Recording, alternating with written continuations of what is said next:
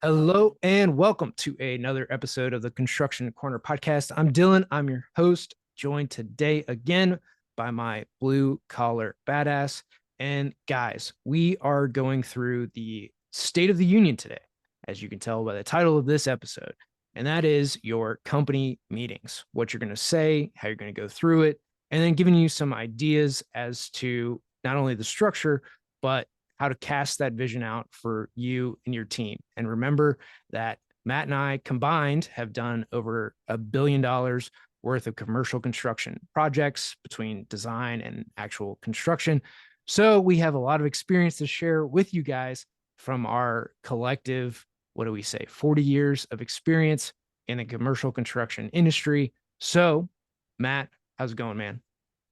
Things are good, Dylan. It's a busy time of year here in southeastern Michigan, as it should be. You know, the weather finally gets decent and the construction gets rolling. So, but it's good, dude. And it's you know taking a month and talking about meetings as a topic. Originally, I was like, that's gonna be a bummer. Nobody likes meetings, but I do think it's important. And I think the way we've broken it up is providing some real tangible value, really based on the screw ups that we've both done and both seen and doing this for as long as we have. So, it's an interesting topic, especially today's.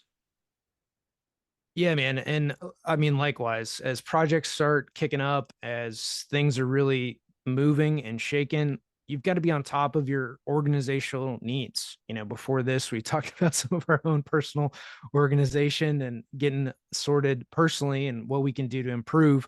And man, if you're just not on top of kind of these little organizational things, right? Team cadence meetings, your toolbox talks. Now we'll talk about State of the Union, getting your whole company on the same page. Man, a lot of things just end up kind of falling through the cracks almost and really not getting everyone on the same page. So it's just so important to have these meetings, have them structured. And it's really important for not only yourself and how you run your day, but your organization and your team as well. And these meetings in particular, the State of the Union or the company wide meeting, they are ones that I've royally screwed up so many times. And when I do that, I end up just not having them. And when you don't do that, like we've talked about it before, you end up with this massive silo effect between all your people because your left hand has no idea what the right hand's working on, and vice versa. And it just doesn't promote a good team culture. So as painful as they are, and I'm not gonna lie, like they're as the leader, like it's a painful meeting to put together and run until you get that cadence and it starts kind of flowing. But regardless, it's worth the pain, and we'll touch on some tips and tricks. And frankly, I need to get back to doing these again. Well, and to that point is, yeah, they can feel weird, like you're getting up there, you've put in a ton of prep time. Hopefully you feel pretty confident about what you're doing, where the company's going, right? If you don't feel confident, you got a lot of other problems too, Yeah. within your organization. But in putting together this meeting, and a lot of it is in the prep to deliver this talk, right? You should spend a few hours, 3, 4 hours to prepare for this meeting, right?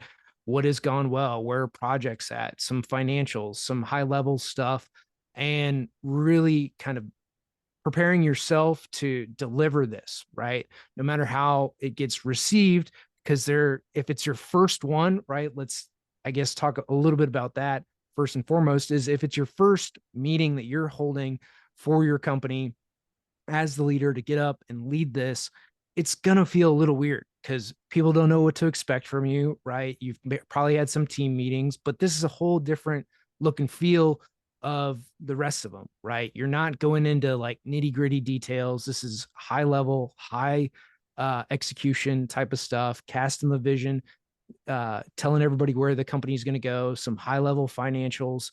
And really, that's kind of the big things that you're going to cover in this meeting. But the first one is going to be a little weird because, frankly, no one's used to it, right? They're not used to you getting up and delivering this type of message, this maybe a little more rah rah than you're used to in your daily toolbox talks or casting the vision and telling people, what you're going to achieve or what you're going to do. Because part of that is they don't believe you yet, right? You haven't done some of those things you're saying, or like in your case, Matt, if you haven't been having them on a regular cadence, it's reminding people of where you were 3 years ago and where you are today, and how significantly different that is for those folks that were there, or the new folks that, like, man, we've just grown a lot in the past few years, and here's the delta between those two. Yeah, dude, you nailed it. The first one is brutal, right? And especially I can use myself as an example pretty easily because of the growth we've had, right? When I came on board here 7 years ago, there was three of us. A company-wide meeting was, I mean, it was like a water cooler talk, right? I mean, it was kind of organic because everyone was involved with everything. And as we've grown now, as of today, we have, I keep losing track, 11 or 12 people, employees. Like, it's just a weird and different dynamic, right? And so that first one, especially as a leader, like, you have to get used to walking into that room. And as much as I hate it, you're the only one that's going to be talking for most of this meeting. And people are listening. They're, like you said, they don't know what to expect. I don't know if it's they don't trust you yet, but they're not comfortable in that setting, certainly. And they don't know what's coming. They don't know, like, is this going to be like pissed off Matt yelling and screaming at people? Why are we here? And really, like you said, that the whole point of this meeting is to kind of grab up your team in one big group cultural hug and kind of, high level details of what's going on. What I found, um, everybody, when we give them report cards at the end of the year, they always say they want more communication and they want to know what's going on with the company more. Part of that is a bullshit canned answer, and that's just easy for people to put on paper, but part of it is legit. And especially like with the field guys, right? The field guys, they know when a project's won when they're told to go to the next project. And it shouldn't be like that. So bringing everybody in, all of your field guys, all of your office staff, everybody that's on your team, it helps just to kind of brings this cohesion and make the culture work, right, and keeps everyone in the loop. So there's a lot we've talked about what you want your people talking about when they leave your office or your meeting, and this type of meeting really helps to kind of fund the good vibes that you want your people talking about. Because if no one knows what the hell's going on, it's a real awkward conversation when they're outside talking to the neighbor or talking to whoever, and they ask, well, what's going on with Schaefer Construction? And if they just have no idea, it looks really bad, right, as a company overall. So there's a lot of different points that I think this is, or why this is so important to have it. Yeah, and I think of the first couple things to go into is like, how long should this be? I think you should really schedule it for an hour, and I know that you might want to cut that to 50 minutes or something else. You got to give this meeting some breathing room, if you will, right? Like, there's going to be questions, there's going to be some other things. You want people to kind of hang around for a little bit, even if you finish early, right? And you might end up putting a little more time on the calendar. Like, don't schedule things tight to this, right? Like, where people are rushing to the next thing. Typically, the way that I've seen this best executed is really like an 11 a.m. If you're going to do it during the week, if you're going to do it during working hours, that it's like an 11 a.m. meeting. And then you have lunch either after, or people can go to lunch, right? For smaller teams, maybe it's everybody in, you'd serve lunch, kind of that type of deal. It might be a 2 hour thing, right? Where people aren't really rushing to get back to another meeting right after. Their mind isn't going somewhere else, right? That they have some flexibility in and around this meeting, because you want them to be there, to be present, to not be worried about other projects or email or anything like that. So that's kind of from a first structure pieces of this, is give it some time, right? There's some breathing room around that, which again, for your preparation, means that you need to have, a good 30, 45 minutes worth of stuff that you're going to talk about, and then, leave some time for Q&A and questions and whatnot. And we'll go into what's going to be in this meeting, but again, structurally have some questions. And then for culture, a meal and food is always good, right? Around the meeting. That's always a good thing to have. Yeah, and it requires planning, right? You have to put in the forethought. You have to, lock your door, get into your creative space, and you got to develop it, because, like you said, it's a lot of content that you have to have ready, and you have to be an expert in what you're talking about, and you have to present it in a way that keeps everyone's attention and that doesn't freak them out or piss them off or make them sleep. It's not as easy as it sounds.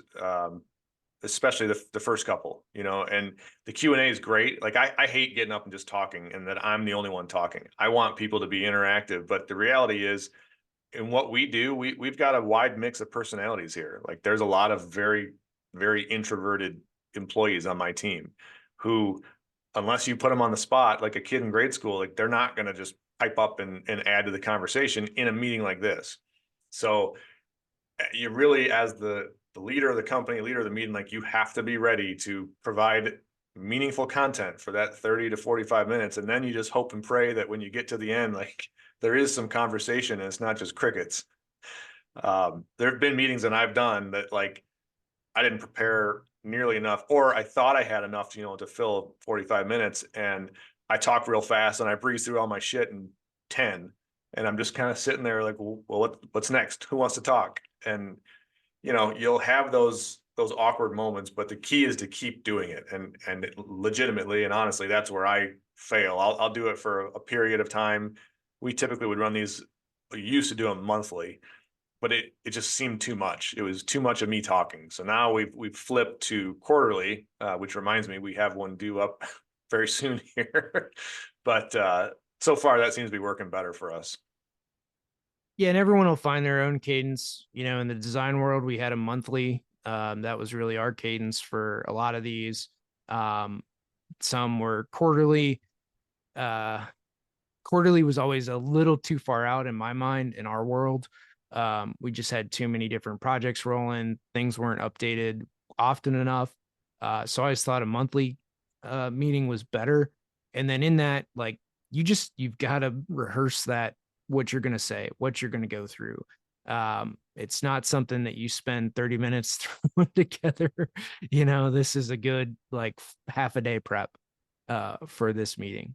And I think that goes it's way underrated for how much prep really needs to go into this meeting, right? Between getting reports from your finance folks, right? Your CFO or accountant or whatever, where projects are. So getting updates and all that kind of stuff from your project managers, getting your vision, your strategy, all those pieces updated for the traction series, what rocks have been hit, what milestones have been accomplished. Like there's a lot of things that you need input from everybody that you kind of aggregate up and then present that on again, regular basis.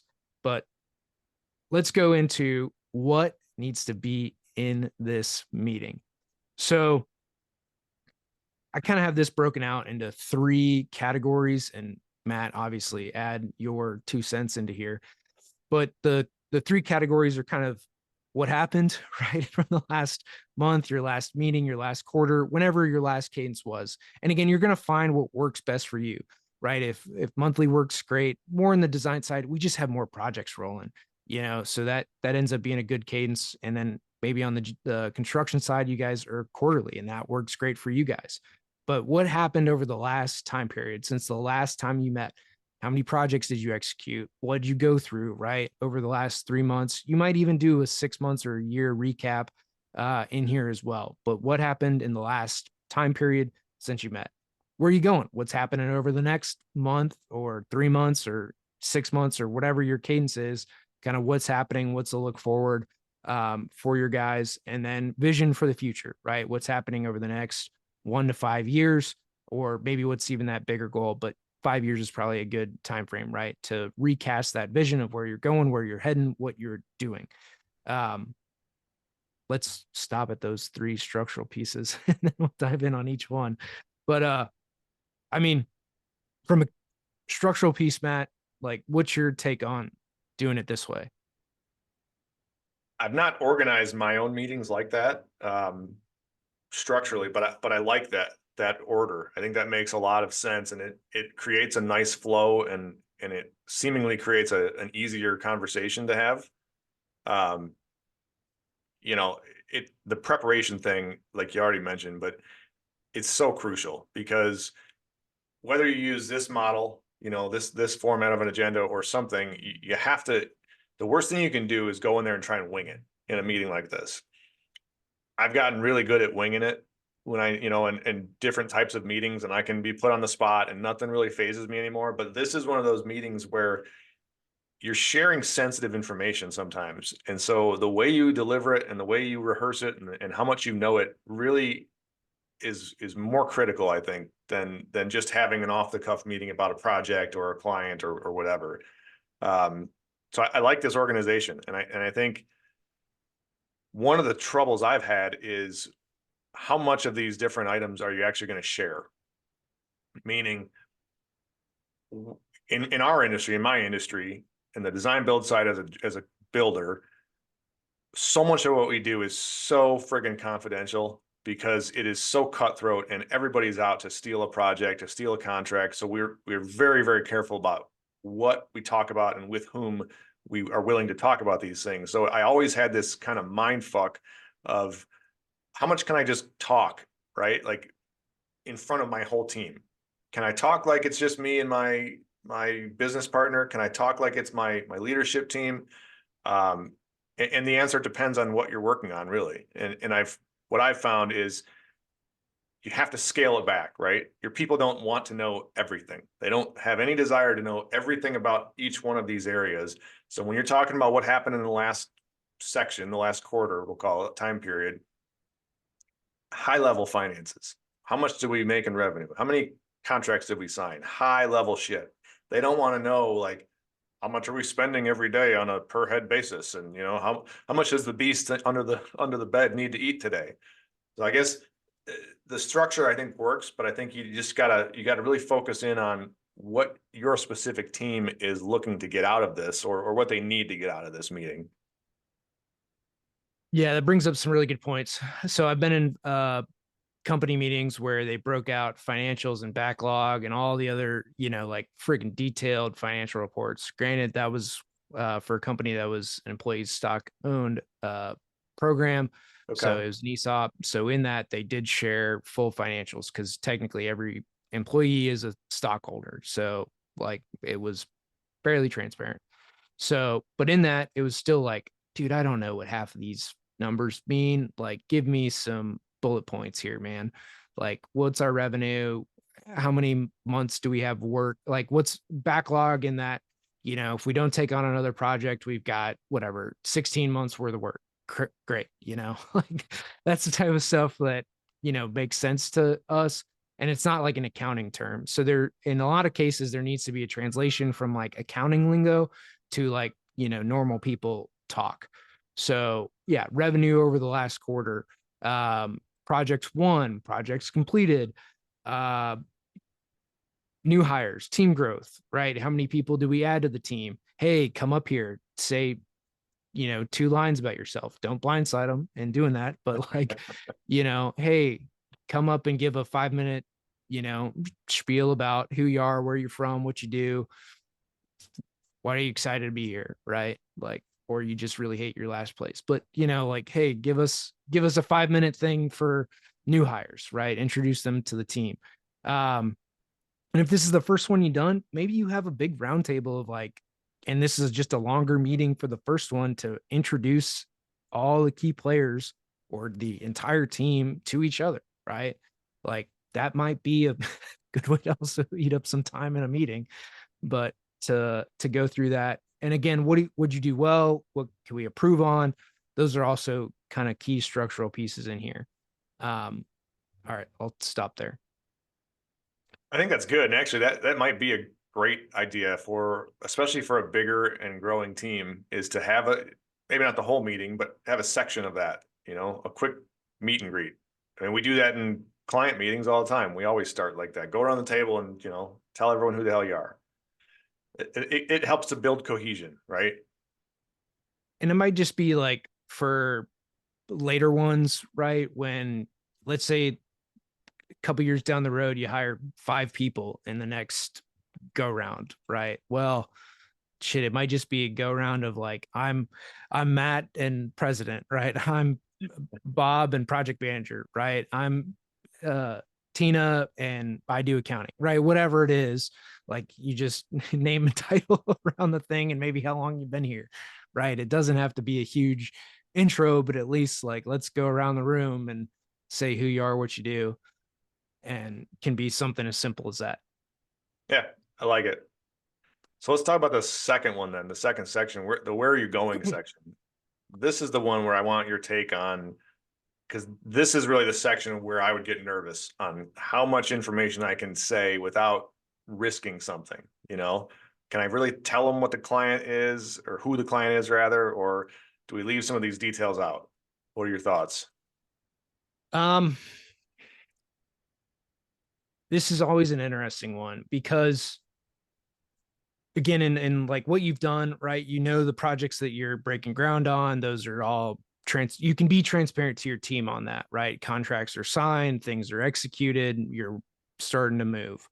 In this next section on where you're going, the things that I would lay out there are in contracts that have been signed, right? So if you executed a contract and it's deal's done, things are signed, then it's free reign to share with the team, right? No one's going to swoop in, no one's going to be on that because the thing in this, and it's the hardest thing, especially for whatever reason in our industry, is we have a lot of secrecy that is perceived secrecy, not actual secrecy. And like it's fine for people to know that like there's going to be a Costco or whatever going in down the street, but we're not going to broadcast it. But if people know, that's okay, right? Like it's those types of like, we're not going to run ads about it, but it's fine if people know. So, what level of confidentiality do we actually have here? And that's something you really got to talk to your clients about. And a lot of us err on the side of like, don't share anything, which then creates the industry that we have, and no one shares anything or talks about anything.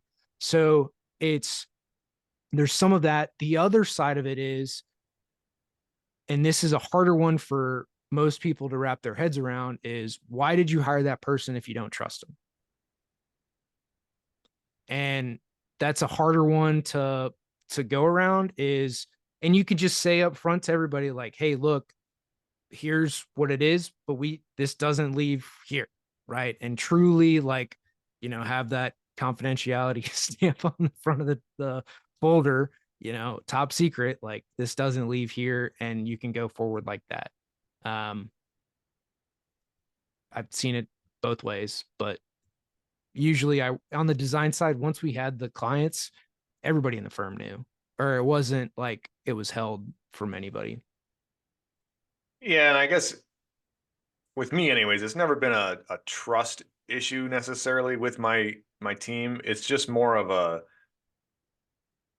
I don't know. It's a paranoia, really, right? I mean, it's this paranoia that until we have ink on a contract, like something's going to happen. Something is going to happen. It's going to blow up, and that client or that project goes away. And so we hold those things really tight to the vest. But there's a way to do it better than just not say anything. So here's the way that if you don't want to jinx it, right, and saying the client name or anything like that, you can just say, here's how many outstanding proposals we have. Here's the outstanding proposals contract value, right? We have X million in outstanding proposals. Our historic win rate is whatever. And so we anticipate winning X dollars of project, right? So that's a simpler way to execute this without giving a like without jinxing yourself on anything, without like getting the team excited about something that's not going to be actual. And I think that's more it, right? Like you don't want to get the team excited and then it's a letdown. Or like, hey, we're going to land $100 million project and then it didn't come through, and like then you hear those over and over again and people are like, oh, how aren't we winning? And it's like, what do you mean? We got more work than we've ever had. Like, so there is that other side of it, right? To not demoralize the team and like continue like, hey, we're winning, we're doing great, and that's another way to kind of bring reality into the picture of like proposal outstanding. win rate historically, and here's, anticipated contract value over the next whatever quarter. Yeah, I think that's a good way to do it. But there's just on the construction side, there's a lot of people, right? There's just a lot of conversations that happen on a job site or in an office. So I think the key is share what's important, share what they need to hear, what your team needs to hear, and just be mindful of how you're doing it. Because you don't want to deliver the wrong information either, or the right information the wrong way. Exactly. Like put thought into this, and then right, and projects you're going after, clients you're going after. Some of this might be like, hey, does anybody know anybody at the I'll use an example for you, Matt, is like the city of Brighton or city of Detroit, city council, or like in the city planner's office for XYZ city, right? Like, hey, does anyone, like, we're going after a project here. Does anybody know anybody to Yeah. get more information or to help us out? Right. So simple things like that can be it. And same with like, and where you're going is, again, projects and clients you're going after, and then people that you need, right? Hey, does anybody know an estimator? Does anybody know a project engineer? Does anybody know architect? Does who are you looking to bring in house? Right. So that's on the where you're going. Pretty simple stuff. Anything further on where you're going? No, I think we touched on it, man. Sweet. And then vision for the future. So this is where you get to put on that visionary, that creative, that leadership kind of hat, right? The rest of this stuff is pretty much like nuts and bolts, blocking and tackling stuff, right? It's who we are, what we're doing, where we're going, projects we're working on, short-term stuff, right? Things we got today, stuff we got in the next 6 months to a year. And then this is like the next 5 years. Where are we going? What are we looking to build? What is the firm going to look like in the next 5 years? Who do we want to attract? What type of projects are we going after? What will everything look like? What can people expect to see for maybe a revenue growth or location opportunities? Are you expanding to different states or cities or jurisdictions, or, what's going on there? What are opportunities that you see in the future, right? It could be some prefab stuff. It could be some modular things. It could be in a hotel boom. It could be in data centers or transportation or whatever sector of the market that you think you want to go after or dive into over the next 5 years. And it might be something that you do healthcare today and you're like, well, we don't want to do hospitals anymore. We're going to go build schools, right? Or whatever it is, right? It could be some complete 180s, or it could be just an addition to the firm. But this is where you get to talk about everything that's coming up, what you kind of think about at night, if you will, and you get excited about is your chance to share it here. I think this is one of those portions that should be in more meetings, frankly, and not less. And I think I know myself included, like I don't cast that vision enough around here. It's typically relegated to one meeting a quarter at most. But this is the fun part, right? This is the part where you restore the curiosity in your people, like the excitement of holy shit, like this is where we're going. Like this is going to be a fun ride. These are huge goals, and they might get a little scared too, but that's part of it also. And one of the tools I've found that is really helpful in this is the VTO, or the Vision Traction Organizer from the Traction book series, and it helps to just kind of paint a real easy to display, easy to discuss kind of diagram of what's your 1 year, 3 year, 10-year goals. And it's just a good way to do it. And you cast that vision. You, as the leader, you have to be constantly doing that, right? Because your people have to know that they're not just working for some schlub who's just in his office, pecking away on his keyboard all day with no end goal or no goals in mind. And when you remind them, like, listen, I know slogging down through estimates every day, for the last week, it gets tiring, but here's where we're working towards. We're taking the company from here to up here, and you're an integral part of this, and here's how we're, so that's what I mean. Like, I think I love it for the close of the State of the Union meeting. It's important, but I think as a leader, you have to integrate this portion into way more general conversation, you know, not necessarily every meeting you have, but just it needs to be more of a infused part of your culture. Yeah, and the thing to remind everybody too is as you grow, right, there's more leadership opportunities that arise from growth, right? If your estimating department goes from 1 to 5 guys, well, somebody's got to be the manager of that department now, right? Somebody's got to take the lead of that department. Same with like superintendents. If you go from 1 to 10, well, shit, better be somebody in charge of all your superintendents and making sure that those sites are managed and you have some other additional oversight for them and stuff like that. That means there's going to be more VP roles that open up to have people, handling those different areas of the business. There's going to be more opportunities for business development because you need more sales. There's going to be more opportunities for project managers. Like we need accountants and all this other stuff, right? That go through a firm and just increasing the headcount, right? You increase not only the base of it, right? But that means there's going to be some spots that open up the ladder, right? So if you show an inclination for management, for leadership, for doing more, taking on more responsibilities, hey man, that creates opportunities for you too. So it's things like this that really help to get infused into that meeting of what does it mean for those individuals that have been here for a while, right? And maybe they haven't seen any growth because there's just not been the spots to stack up to.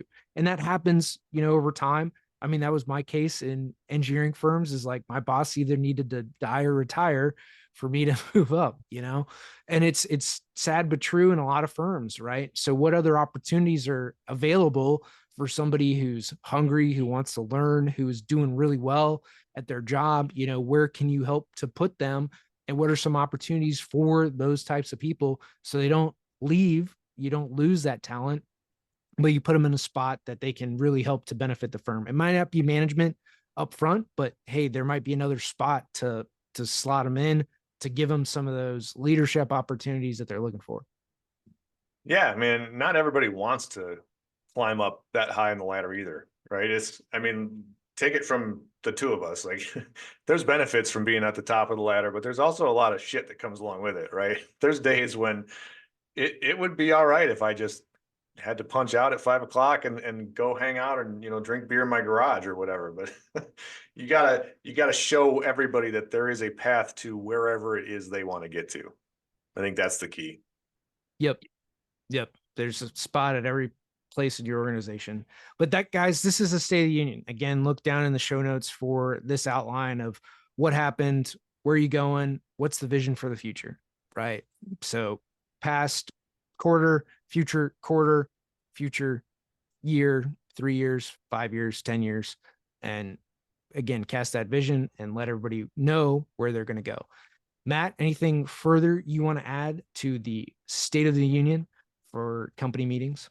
Not for that, but I'm gonna throw a proud dad moment out since we're wrapping up here, and I just wanted to give my youngest son Oliver a huge congratulations. He's a big listener of the show, so that's good. He just completed 75 hard on Father's Day with his last day, so he did it all by himself, which was pretty insane, and it was really cool to see. But now all 5 of us have actually completed it at least once. So good Oh, job, that's kid. awesome. Yeah, Congrats, Oliver. it's quite an accomplishment. Yeah, man, that's super cool. Because how old is he? He's 10. Yeah. He saw his mom and I do it, and then his older brothers do it, and he's like, "All right, let's rock and roll."